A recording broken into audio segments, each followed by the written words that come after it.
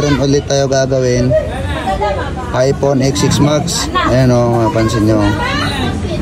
Boss, ano po ba nangyari dito, bossing? Bakit ganito nangyari sa iPhone X6 Max natin? Ayan o, guys. Naipit sa bulsa yata.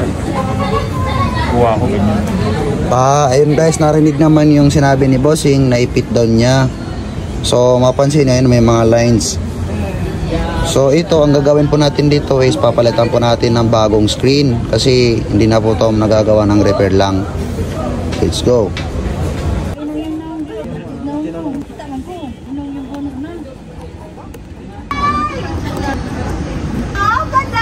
So ayun nga guys, okay na siya, napalitan natin siya ng LCD. So meron pa rin siyang True Tone guys, ayan.